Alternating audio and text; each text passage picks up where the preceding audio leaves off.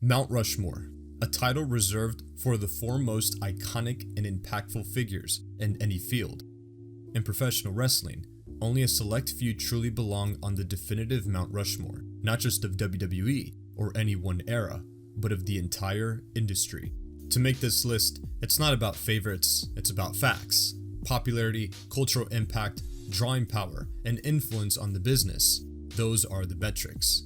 We're looking at legacy, reach, and real numbers, backed by data, history, and the moments that changed the game. Starting off our Mount Rushmore is the franchise player himself, John Cena. After the explosive Attitude Era came to a close, WWE entered the early years of the Ruthless Aggression Era, and they were in desperate need of a new face to fill the massive void left by Stone Cold and The Rock. With both megastars stepping away from the company, Vince McMahon was left without a true attraction, someone who could carry the company into a new generation and keep WWE in the mainstream spotlight. Cena became the face of both the Ruthless Aggression and PG era, headlining 5 straight WrestleManias from 2006 to 2013. His dominance wasn't just in the ring, it was also at the merchandise table. From 2005 through 2017, John Cena was WWE's #1 merch seller every single year, except for a brief time in late 2008 and 2009 when Jeff Hardy was on the rise, but that's a video for another time. In fact, John Cena holds the record for the longest sustained merch run of any wrestler in WWE history, and is still second only to Steve Austin in total all-time WWE merch sales. Cena was consistently dominant among younger fans and families. His never-give-up branding was everywhere. Beyond the ring, Cena crossed into mainstream pop culture like few wrestlers ever have. He hosted The Today Show, ESPYs, Nickelodeon Awards, and starred in blockbuster films like Fast 9, The Suicide Squad, and a brief cameo in the hit movie Barbie, and made multiple appearances on SNL. He was and still is a recognizable face outside of the wrestling world. But perhaps his most remarkable stat is this. John Cena has granted over 650 Make-A-Wish requests, the most by any celebrity in history. No one else even comes close. This alone speaks of the monumental impact he's had in the WWE and pro wrestling as a whole. He became the Hulk Hogan for the generation of kids and teenagers, including myself, watching from the mid-2000s all the way through the 2010s. But even with all of that success, John Cena wasn't universally loved. In fact, he became one of the most polarizing figures in WWE history. For years, his entrances were met with deafening split chants. Let's go Cena, Cena sucks. And whether fans were cheering or booing, they were always reacting. Regardless of how much fans hated him during that time, as Triple H mentioned before in interviews, he still put butts in seats, selling out arenas every week. There's such a long period of time where half the people were booing John and half the people were cheering for him, but he was packing arenas. Right.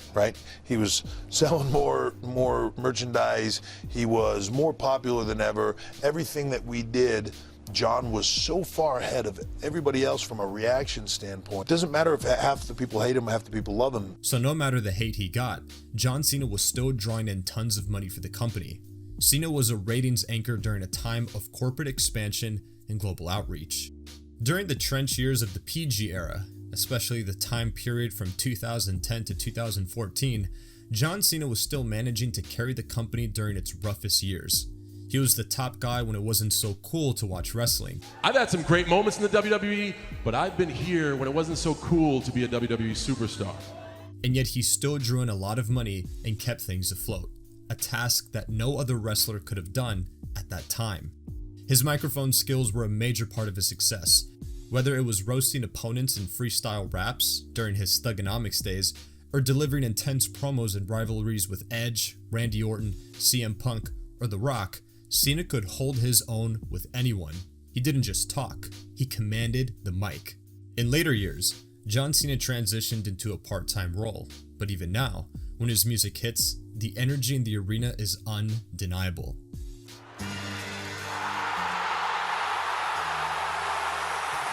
What? No way! Oh my God! Oh my God! Cena's here! Even as a part-timer, Cena still outclassed the full-time performers on the active roster. You should be ashamed I'm a part-timer, because I can do this part-time better than you could ever do it full-time. Whenever he would return as a part-timer, his appearances moved merch and viewership. Now I'm gonna let my good friend Concordia take it from here. Hey, thanks for the cameo. John Cena has often been on the receiving end of the chant no one in the squared circle wants to hear, "You can't wrestle, 5 claps." And while the C-Nation leader may never have been a technical marvel like Bret Hart or Kurt Angle, John Cena was certainly no slouch between the ropes. Really go back and watch some of his biggest feuds and you will see that John Cena has more than his share of classic matches to his name. Primarily, his acclaimed United States Open Challenge run from 2015, where Cena would defend the US title in weekly classics against the likes of Cesaro, Sami Zayn, Dean Ambrose, and more. These matches proved that Cena definitely had more than just 5 moves of doom, but frankly, Cena's strength was never his in-ring work. His charisma, mic skills, and unstoppable energy were enough to keep him in the spotlight for over 20 years. Whether you loved him or hated him, he always got a reaction. Concordia's channel is linked below, you guys should check him out. Anyways, back to the video. John Cena wasn't just the face of WWE, he was WWE for over a decade. In terms of drawing power, mainstream appeal, merchandise sales, and charitable impact, his legacy is as undeniable as his work ethic. That's why he earns his spot on the definitive Mount Rushmore of pro wrestling. Because the champ is here! Next up is the most electrifying man in sports entertainment, a cultural icon whose reach goes far beyond wrestling, and my personal all-time favorite wrestler, The Rock. When The Rock debuted in 1996 as Rocky Maivia, few could have predicted that this smiling blue chipper babyface would go on to become arguably the biggest global star wrestling has ever produced. But by 1998, after turning heel and joining the Nation of Domination, The Rock's charisma exploded even more, and the crowd reactions came with it. What followed was a meteoric rise during the Attitude Era, where The Rock and Stone Cold Steve Austin became the 2 cornerstones of WWE's most successful period in history. By 1999 and 2000, The Rock was headlining pay-per-views that consistently drew between 600,000 to over 1 million buys, numbers that would be nearly impossible to achieve today under the current streaming model. When Stone Cold had to leave in late 1999, The Rock was given the spot of being the face of the company, which helped maintain WWE's momentum during and after Austin's injury periods, something that no one else could have done. Except The Rock. La Roca. At his peak, The Rock became WWE's top merchandise seller in 2000, even surpassing Stone Cold for a time. He was consistently pulling in 8.0 plus Nielsen ratings during Raw segments, including the legendary This Is Your Life promo with Mick Foley, which drew in an 8.4 rating during a 1999 Raw segment, making it the highest rated non-wrestling segment in Raw history. Naturally, The Rock is appreciative to all of his fans, but to you, The Rock's birthday's May 2nd, you stupid son of a bitch.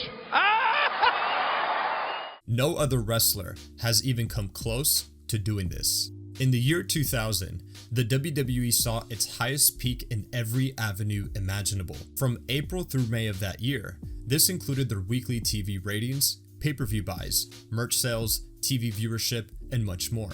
And who was leading this charge? The Rock. And this was all happening for the better portion of 2000, when Austin was missing from WWE programming. This was the level of The Rock's untouchable charisma and influence during the heights of the Attitude Era. No other wrestler on the roster could have taken this task.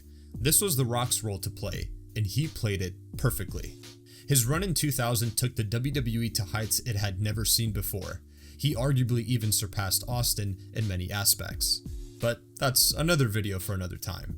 The Rock was also part of the most iconic stare-down in sports entertainment when he faced off against Hulk Hogan at WrestleMania 18, a moment when time stood still, and one that remains etched into wrestling history as one of the most iconic visuals of all time. On March 17th, 2002, you can circle that date on your calendar, because I can tell you it's going to be a day that I'm never going to forget. The Rock's mass appeal wasn't just an on-screen charisma, it was his crossover ability. By 2001, Hollywood came calling. He started in The Mummy Returns, then The Scorpion King, which grossed over $165 million worldwide, making him the highest paid first-time lead actor in film history at the time. That was the beginning of one of the most successful transitions from wrestling to film ever. And all of this was only possible because of the impact he had on pro wrestling in such a short time, which had never been seen. Not even Hulk Hogan, Stone Cold, or John Cena saw this level of crossover success that The Rock had. Despite moving into movies, The Rock would continue to return for key moments, such as his match with John Cena at WrestleMania 28, which drew a record-breaking 1.3 million buys, the highest-selling WWE pay-per-view ever. Their rematch at WrestleMania 29 was also a major success, with over 1 million buys. Take The Rock out of the picture there, and those records never happened. His mic work was second to none, whether he was roasting opponents, cutting catchphrase-heavy promos, or improvising live on TV. The Rock redefined what it meant to be a wrestling entertainer. He turned lines like, "It doesn't matter, know your role, if you're so mad," into mainstream catchphrases. Most of WWE's most memorable segments and promos involve The Rock. That alone speaks for itself. He became the standard for the wrestling promo and is hands down the greatest on the mic. At the height of his popularity, you could show his picture to almost any person in any major city or country, and people would instantly recognize him. This also applies to everyone on this list. While he was never the full-time workhorse that Cena or Hogan were, The Rock's impact was explosive and enduring, despite his relatively short run. Between 1998 and 2003, at the top, he helped define WWE's golden era, drove ratings, sold out arenas, and became one of the few wrestlers to break through as a legitimate global superstar. He set the standard for what a wrestling entertainer should be, all in just a few years, which again, had never been seen before. Today, The Rock is a household name, a business mogul, and still intrinsically tied to WWE's legacy. Whether he's appearing on WWE programming, starring in a blockbuster, or dropping an Instagram promo, he moves the needle like few ever have. His return in 2024 to join the lead up to WrestleMania 40 brought back the cool factor in wrestling that hadn't been seen in years. This could have only been done by The Rock. Wrestling is cool again because of The Rock. Because once again, and it's been decades, professional wrestling is cool. For his influence on ratings, pay-per-view buys, iconic segments, pop culture, and his once-in-a-generation charisma, The Rock's place on the Mount Rushmore of pro wrestling is indisputable. He is truly the Great One. Because The Rock will forever be the single most electrifying and entertaining thing you have ever seen. You can't talk about the Mount Rushmore of pro wrestling without the man who redefined the industry and set it on fire. Stone Cold Steve Austin. By the mid-90s, WWE was struggling. WCW was dominating Monday nights, and fans were tuning out of the cartoony era of the early 90s. But then came Steve Austin. After reinventing himself as Stone Cold in 1996, everything changed. His iconic promo at the King of the Ring, Austin 316 says I just whipped your ass, marked the birth of WWE's most rebellious anti-authority anti-hero. From 1997 to 2001, Stone Cold was professional wrestling. Stone Cold was the embodiment of the anti-authority culture of the 90s, which made him appealing to fans all around the world. This key trait is what the audience connected with the most. He wasn't just popular, he was a ratings juggernaut. The highest rated Raw segment of all time is his June 28, 1999 main event against The Undertaker, which scored an insane 9.5 Nielsen rating, with over 10.7 million viewers tuning in live. That record still stands to this day. Down the starter. The leg is up. Stone Cold's rivalry with Vince McMahon was a major driving force behind WWE's resurgence during the Attitude Era. While WCW Nitro held the ratings lead for 83 straight weeks early in the Monday Night Wars, WWE fought back and eventually overtook WCW, helping WWE win the ratings war and reclaim its dominance in the late 90s and early 2000s. In terms of drawing power, few even come close. Between 1998 and 2001, Austin headlined multiple WrestleManias and pay-per-views that routinely hit 800,000 to over 1 million buys. WrestleMania 17, headlined by Austin vs. Rock, brought in over 1.04 million buys, making it one of the most successful in company history. And when it came to merchandise, Austin was untouchable. From 1998 to 2000, he was the #1 merch seller in wrestling, moving more shirts, hats, and foam middle fingers than anyone in history at the time. In fact, many within WWE have confirmed that Stone Cold is the highest grossing merch seller of all time, even years after he retired, with only John Cena even coming close in the long term. Austin 316 shirts were now in Spencer's Gifts and Hot Topic and Walmart, and you go in Foley's or Macy's and there's Austin 316. It was everywhere. And of course, he had one quarter where he made $1 million selling t-shirts. If you look at any sales chart, Steve Austin's t-shirts are still amongst the best sellers in WWE to this day. According to Vince McMahon, Austin even surpassed and broke all of Hogan's records. Popularity of Steve Austin, unbelievably enormous. I've never seen anything like it. Not even in the brightest of the Hogan days, nothing has equaled Stone Cold's popularity. His presence was so powerful that when he walked out of the company in 2002 due to creative frustrations, WWE's ratings immediately dropped, which forced Vince McMahon to call back The Rock to return earlier that year. This level of fan loyalty and influence is rarely ever seen. The audience was in tune for him. I said, "Oh, really?" I said, "Well, if that's going to be the case, I ain't going to be there." And so I said, "No, I ain't doing it." And I went home. It was over. I was done. And that's what I did. And as they said it, I took my ball and went home. Austin's promo style was raw, direct, and believable. He didn't need catchphrases. He became the catchphrase. Cause that's the bottom line. Give me a hell yeah. What? What? All became iconic parts of wrestling culture and fan interaction. Though his career was cut short in 2003 due to neck complications, his impact is permanent. Every rebellious babyface, every anti-authority storyline, every glass-shattering pop, it all traces back to Stone Cold Steve Austin. So imagine how much bigger his impact would have been had he stayed a decade longer. Because remember, his peak, his whole career really at his prime, was just a few years. For his role in saving WWE, carrying the Attitude Era, breaking records, and reshaping the industry in his image, Stone Cold Steve Austin earns his place without question on the Mount Rushmore of pro wrestling. You cannot have a Mount Rushmore without Stone Cold. And that's the bottom line, cause Stone Cold said so. And finally, rounding out our Mount Rushmore is the greatest of all time. The man who moved the needle, the man who turned professional wrestling into a global phenomenon, the original GOAT of the industry, Hulk Hogan. Before there was an Attitude Era for Steve Austin to lead in the Monday Night Wars, before there was even a Ruthless Aggression and PG era for John Cena to carry, and before wrestling became mainstream pop culture, there was Hulk Hogan.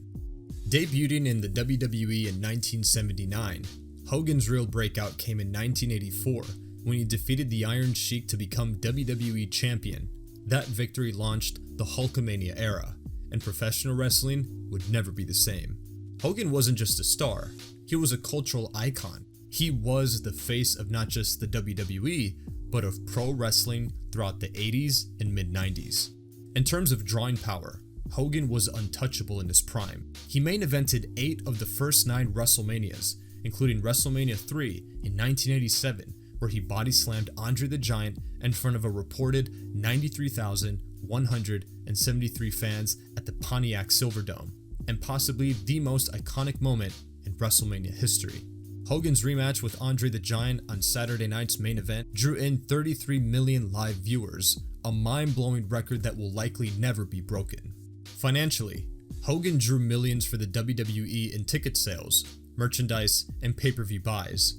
According to multiple reports, and insiders like Bruce Pritchard and Eric Bischoff, Hogan was responsible for 40 to 50% of the WWE's total revenue at various points in the late 80s, an unheard of percentage for a single performer. He was also the #1 merch seller of the 80s and early 90s, pioneering the idea that a wrestler could be a brand. Action figures, lunchboxes, cereals, posters, you name it. Hogan's face was on it, and it was everywhere. In many ways, he created the wrestling merch business model. Hogan's mainstream appeal was massive. He appeared on The Tonight Show, had his own cartoon, and starred in movies like No Holds Barred, Suburban Commando, Mr. Nanny, and Rocky III. He was the first wrestler to truly transcend the sport, opening the doors for guys like The Rock to transition into Hollywood, which also allowed him to open the doors wider for stars like John Cena. It's a generational snowball effect, all started by Hulk Hogan. And just when it seemed like Hogan's run was winding down, he reinvented himself in WCW in the mid-90s. His heel turn in 1996 and the creation of the NWO changed the business all over again. But not just the business too, pop culture. WCW Monday Nitro went on to beat Raw in the ratings for 83 straight weeks, with Hogan front and center. WCW beat us for 83 weeks straight. The NWO is the reason for the success of Monday Nitro. And now to address the elephant, or I guess in this case, the Hulk in the room. While aspects of his career has been stained by controversy over the years, we must separate the art from the artist. Yes, Hulk Hogan has done and said some very questionable things in the past. I'm not here to defend it, but there's no denying what Hogan did for the industry. Without him, wrestling would have never reached the mainstream to begin with. It would have just stayed as some niche side sport, which means there wouldn't be a WCW to compete against WWE, which means there wouldn't be a Steve Austin or an Attitude Era, which means there wouldn't be a John Cena. The snowball gets larger. Hulk Hogan is to professional wrestling what Babe Ruth is to baseball, and what Superman is to comic books and the superhero culture. For his unmatched drawing power, his pop culture dominance, his role in 2 to 3 different wrestling booms that changed the landscape of the industry and culture as a whole, and his status as the original icon. Hulk Hogan, whether you love or hate him, your personal feelings about him are irrelevant in this matter here, because he is objectively not only the greatest of all time, but also a member of the definitive Mount Rushmore of pro wrestling. Because it's simple, without him, there wouldn't even be a world where wrestling is mainstream, which means wrestling wouldn't be popular enough to make a video like this. And that's just the facts. The numbers in history don't lie. Hulk Hogan made wrestling, and every single thing in pro wrestling that we have today since his inception would never exist without the immortal Hulk Hogan. I'm the reason all you people are here. I'm the one that put the WWF on the map. I'm the one that made wrestling as big as it is today. I'm the biggest star, past or present, in the wrestling world today, and there'll never, ever be a bigger star in the wrestling business than Hollywood Hulk Hogan. So if you think someone else should be in Hogan's spot on this list, well, that's just not gonna work for me, brother. I feel the energy.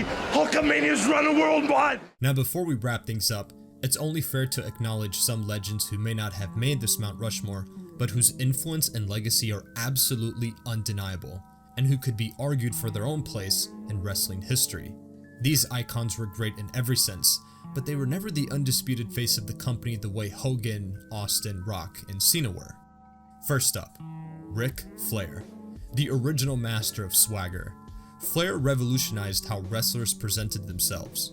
With unmatched charisma, Flair's persona set the standard for larger-than-life personalities and characters without the outlandish, cartoony style that wrestlers like Hulk Hogan, Macho Man, and The Ultimate Warrior had in the 80s and early 90s. His promos were electric and inspired wrestlers like The Rock. His influence generational, and his presence shaped the entire NWA and WCW landscape for both promos and in-ring psychology. Then there's Triple H, one of the greatest heels the business has ever seen. His in-ring psychology, intensity, and ruthless persona helped elevate legends like The Rock, Stone Cold, and even John Cena to higher stardom. From DX to Evolution, from being the game to running the game behind the scenes, Triple H has left an undeniable fingerprint on every era he's touched. We also can't forget 2 of the greatest pure wrestlers in the history of the business, Shawn Michaels and Bret the Hitman Hart. Shawn was the definition of a showstopper, a performer who stole the show every time he stepped into the ring. His ability to tell stories through his matches and his influence on in-ring psychology have shaped entire generations of wrestlers. Shawn Michaels helped revolutionize and push the limits of what can be done inside the ring. Bret Hart, on the other hand, brought a level of technical precision and realism that grounded WWE during the turbulent early 90s. He carried the company during its roughest years and helped bridge the gap between the golden era of Hulkamania and the rise of the Attitude Era. He helped elevate Stone Cold Steve Austin into the star that he is, which gave Austin the right boost to lead the charge into the Attitude Era. Both men helped redefine what pro wrestling could look like in the ring. And last, The Undertaker. No list of wrestling icons is complete without him. For over 30 years, he was the soul of WWE, a performer who blurred the lines between character and legend. His streak at WrestleMania became mythic, and his loyalty to the business and his in-ring storytelling made him one of the most respected figures in wrestling history. The Undertaker is aura personified. I would consider The Undertaker to be the foundation that holds Mount Rushmore, an overseer who was present for all major eras. These legends helped build the foundation, elevate others, and raise the bar for what greatness looks like in pro wrestling. While they were legendary performers, they were never quite positioned as the singular face of the company or had the influence and impact like Hogan, Austin, Rock, or Cena. Wrestling's history is filled with icons, but only a few truly changed the game. And that's why Hulk Hogan, Stone Cold Steve Austin, The Rock, and John Cena stand as the definitive Mount Rushmore of pro wrestling.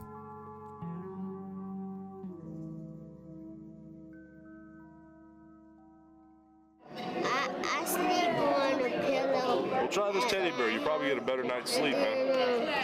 And then I sleep with my teddy bear. Well, now you got a Hulk Hogan teddy bear. And I sleep with this too.